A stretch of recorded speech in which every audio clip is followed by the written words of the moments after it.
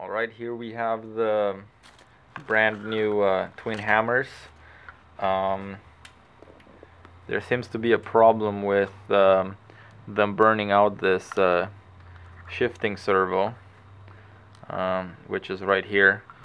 It has no servo saver, and it's a solid link to the shifting arm on the transmission.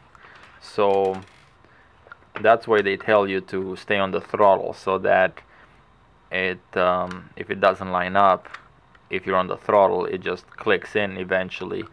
But that's still not good enough. From an engineering point of view, that's actually a really crappy design, because it should have some sort of a servo saver in case you shift and it doesn't click in right away. You should have some sort of a spring both to the left and right, so that it doesn't burn out your servo or strip your gears. So this servo already burnt out. This vehicle actually never left the shop. It got bought, and it shifted about 4 times, after which this servo died. So here we are. This is an Axial servo plate off of a Wraith, and we drilled that new hole there, which lines up with that hole right there, and then we're gonna use this hole to bolt it in place. So we're gonna use that hole and that hole. We're gonna bolt it in place there, and what we're gonna do is we're gonna use this particular application. The customer decided to go with this Traxxas servo, and he's gonna do that.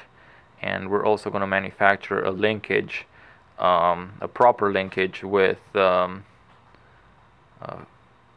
servo savers, both to the right and to the left, built in. So we'll see how that turns out in a bit.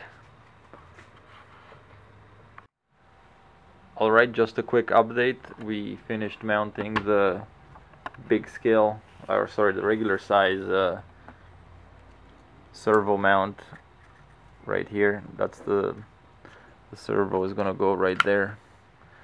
So we finished drilling that one extra hole, countersunk it, one countersunk 3mm screw about 10mm long, then mounted these. I don't know what these are off of. They're just regular servo holders or servo mounting brackets, and that regular size servo can go in there now. Next, we're gonna build a linkage. Not gonna waste your time. We'll be back in a bit.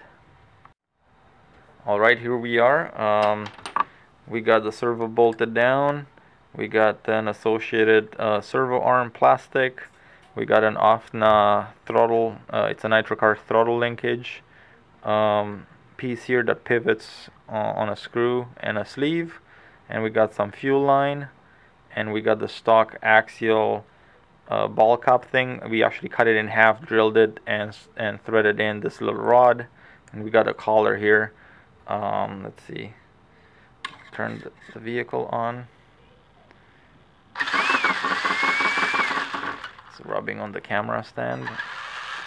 There we are, and here we're gonna go. We're gonna shift, and you see how it didn't click in right away, but it squeezed the fuel line instead of stripping the servo or stressing out the servo. So we're gonna shift back. See how that is being compressed. I apply some throttle. There, it just clicked in. Let's do that again. There, it's not clicked in. It's pressing on the fuel line. A little throttle, and there, it's clicked in. You can shift on the fly. And if you shift and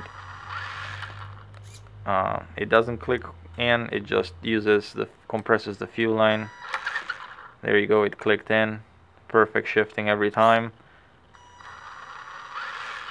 That one clicked in the first time around. Let's get it. Let's get it to where it doesn't click in right away. Oh wow. There, it's not clicked in. The fuel line is compressed. I'm gonna apply a little throttle. There, clicked in. Perfect.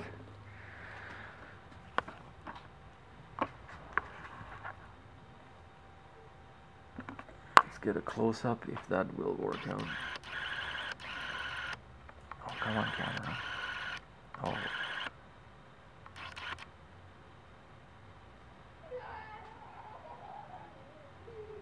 There it is. Thanks for watching. Seb's RC Shop. This is how we do things.